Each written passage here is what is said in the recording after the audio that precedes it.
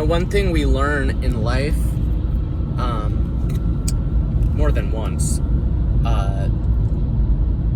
that helps us eventually kind of gauge our disposition in this world as far as what's possible and what's not possible, is what I call, what's known as delusions of grandeur. I don't really like the word delusions, like deluded. I should look that up, but it seems to mean a more pathological type of thing. I like illusions of grandeur.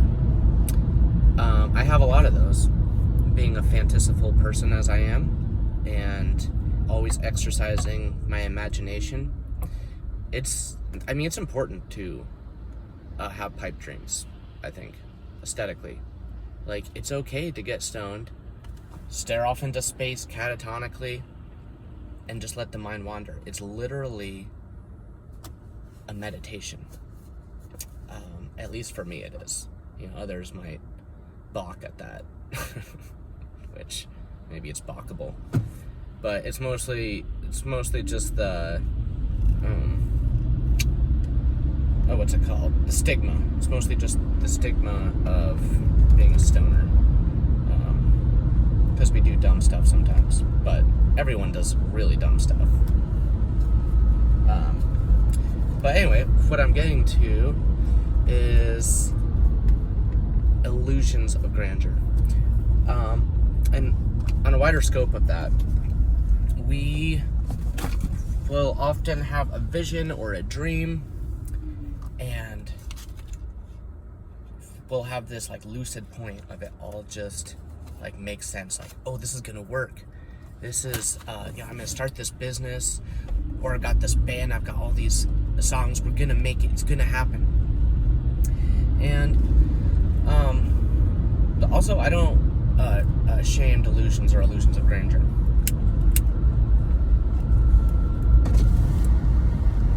I think they should be given more credibility. I think they should be practiced more. People, like, it's almost more dumb to me not to have at least some illusions of grandeur. But the reason it's that term where it's an illusion, it's just an unmanifested reality yet. And the reason is we usually slam against the brick wall of what is the dynamic that is this reality. It cuts us down. I mean, unless you get extraordinary good luck, which does happen to some people. We know it is possible, it's just rare. There's so many people who are so talented and are so smart, and they don't really get the chance that they should have. Whilst others who are really smart do get that chance, which is great. But mostly it's a lot of dumb people that get that. And it's like, that's what makes us all crazy. Because it's like, how does this happen? So there's a lot of convolutedness in this world. And to align our visions and perspectives with being realistic.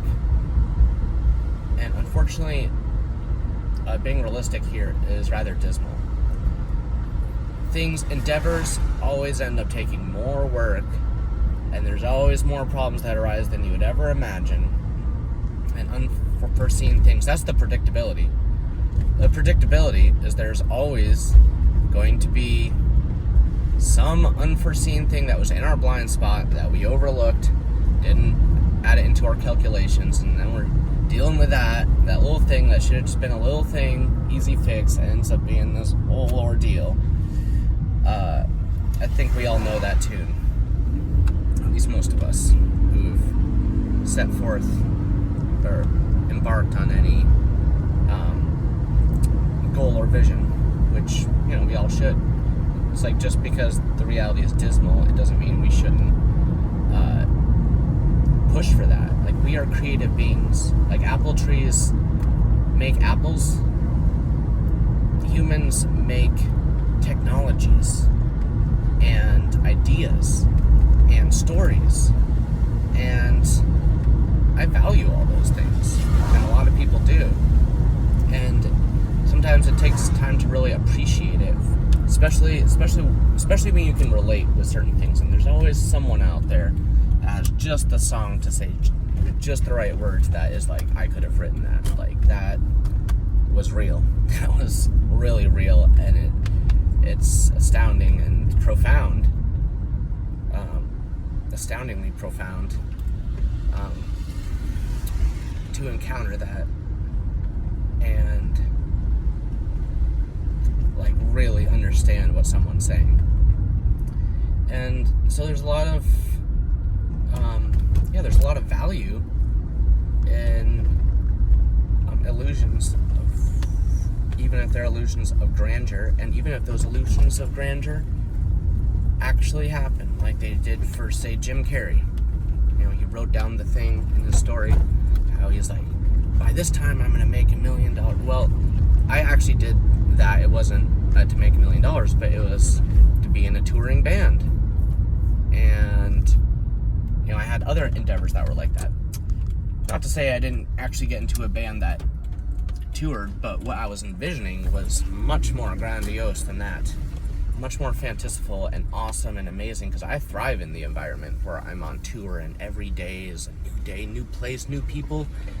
And as a band, there's way more mystique and awesomeness to like some band that's out of town, and you're like, whoa, who is this? Especially if you're in like some little town that hardly gets anything, and you're like, whoa, who's this cool band that came into town? Especially if you have all this artwork and stuff, which I got to experience. Being that is way more exciting than being you know, a local, like in a local band. There's like, oh yeah, that's Joe and his band, yeah, his you know, his drummer's kind of blah blah blah, and, you know, like everything gets a little reduced because like the magic of the allure is kind of not there. What's the biblical term for that? A prophet has no honor in his hometown. Pretty adjacent, analogously. So yeah, I thought that interesting.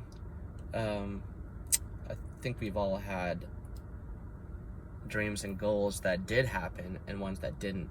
But either way, keep dreaming. That's part of how we expand our consciousness. And